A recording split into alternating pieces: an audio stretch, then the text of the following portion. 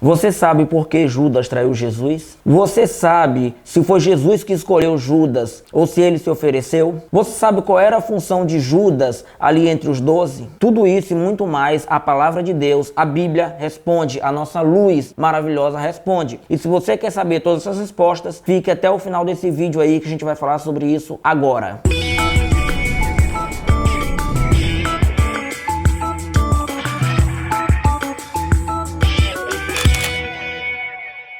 Muito bem, por que Judas traiu Jesus? Antes de tudo isso, nós devemos analisar o seguinte: por que Judas estava entre os 12, visto que Judas era um traidor? Para a gente falar sobre Judas, vamos primeiro lembrar que Judas era filho de Simão Iscariotes e estava entre aqueles que seguiam Jesus em suas pregações. E sim, nós podemos ver em João 6, verso 70, que Jesus escolheu os 12. Você pode acompanhar aí, eu não vou fazer a leitura para ser mais rápido, para o vídeo não ficar muito longo, mas você pode acompanhar, vou repetir, João 6, versículo 70. Se você observar, vai notar que Jesus faz uma pergunta, né? Jesus diz, não escolhi 12? E não só Jesus faz essa pergunta, mas no mesmo verso 70, Jesus também diz, um de vocês é o diabo. Jesus já estava logo afirmando ali que alguém o trairia, que alguém não estava junto com ele, que alguém não estava buscando a verdade. Mas sabe o que é interessante? É que Judas tinha algumas características negativas e nenhuma positiva. Judas era mentiroso,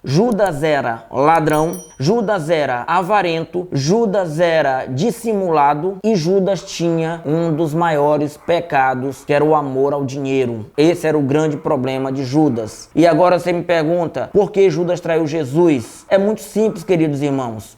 Judas traiu Jesus porque Judas nunca se firmou na verdade. Judas traiu Jesus porque Judas tinha muito amor ao dinheiro. E a Bíblia fala que nós não podemos amar dois deuses, né? Ou amamos um e odiamos o outro, ou odiamos um e amamos o outro. Então vamos ver aqui algumas passagens que nós podemos acompanhar aqui, ó. João, por exemplo, João 12, né? Judas é mencionado aqui como um ladrão, eu falei ainda há pouco, né? A função dele ali, entre os discípulos, era uma espécie de tesoureiro. Ele carregava ali o dinheiro de doações, né? De algumas pessoas ali para manter a pregação do evangelho ali, no período que Jesus e os discípulos estavam indo de um lugar para o outro, pregar a verdade. Judas, ele tinha essa função, porque ele roubava, e com certeza Jesus Cristo sabia disso, mas Jesus, ele ficava calado, porque nós devemos ter consciência do nosso pecado. O coração de Judas, a mente de Judas, acusava ele, mas Judas era muito incrédulo. Para piorar, Judas era invejoso. Eu não sei se citei aqui essa característica no começo, mas ele era invejoso também. Ele se incomodava com tudo. Vejamos aqui algumas cenas em que Judas aparece se incomodando com alguma coisa, que foi no momento da festa em que Maria chega até Jesus e com um perfume muito caro, ela despeja aquele perfume ali nos pés de Jesus e enxuga com seus cabelos. A Bíblia fala que Judas ficou olhando aquilo e comentou com os outros discípulos que achava aquilo um absurdo, um desperdício de dinheiro, porque ela poderia vender aquele perfume e dar aquele dinheiro aos pobres. O que na verdade Judas queria era que aquele perfume fosse vendido e fosse colocado na bolsinha que ele tomava conta para que ele roubasse. Jesus olhou aquela cena, viu aquele murmúrio e Jesus repreende os discípulos porque Judas influenciou alguns discípulos ali, né? Ele começou a comentar e acabou que alguns discípulos concordaram com ele e Jesus repreende os discípulos e aparentemente Judas não gostou disso. Foi nesse momento que Judas foi encontrar com os sacerdotes e eu quero dizer para vocês que foi Judas que fez a proposta de entregar Jesus Cristo. Ninguém procurou Judas para perguntar para ele se ele poderia entregar Jesus. Os sacerdotes não tinham procurado ninguém. Judas foi lá e disse, quanto é que vocês me dão para eu entregar Jesus? Porque Judas sabia do plano dos sacerdotes para matar Jesus. Judas estava por dentro de tudo. Então o que acontece? Nesse momento, o destino de Judas começa a ser traçado. E daí para frente, a Bíblia diz que Judas ficou procurando um momento para entregar Jesus. Em Mateus 26, 21, Jesus anuncia que será traído.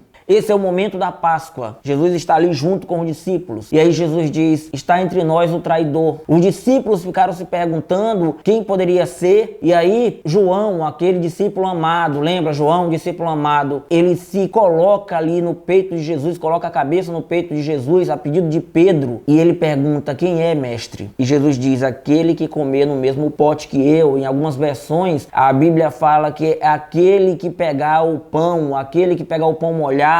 E foi Judas. E o curioso é que Judas olha para Jesus e diz, será eu, mestre? Olha como Judas era dissimulado. Jesus olha para ele e diz, tu dizes. E naquele momento Judas sai. Ele foi encontrar os sacerdotes e foi dizer aonde Jesus estaria. E disse mais: eu vou entregar ele nas mãos de vocês. Quando eu encontrar com ele, eu vou beijá-lo. E aí vocês vão saber que ele é Jesus. E aí vocês podem prendê-lo. Aí você pode imaginar quem era Judas, né? Judas era uma pessoa extremamente má, extremamente cruel, que andava ali como uma cobra no meio de Jesus Cristo, esperando para dar o bote. Judas era desse jeito. E aí, aquela história: Judas cometeu o maior de todos os pecados, o pecado que não tem perdão, pecado contra o Espírito Santo. Dali por diante, Jesus saiu para o Monte das Oliveiras com os discípulos e ali deixou uma parte no começo, né? E foi para o Getsêmani. Foi, se eu não me engano, com João, foi com Pedro e foi com Tiago. A Bíblia também menciona isso. E quando eles chegaram até lá, Jesus foi orar. Mas muito bem, Judas vem com a multidão. Aquilo era madrugada, era calada da noite. Judas chega e beija Jesus. Ou seja, Judas se entregou por completo ao mal. Ignorando todos os apelos do Espírito Santo, Judas foi lá e planejou entregar Jesus. Só que no decorrer do processo, Judas percebeu que Jesus havia sido condenado e alguns homens ali que estavam da parte do sacerdote deram socos e tapas e cuspiram Jesus Cristo.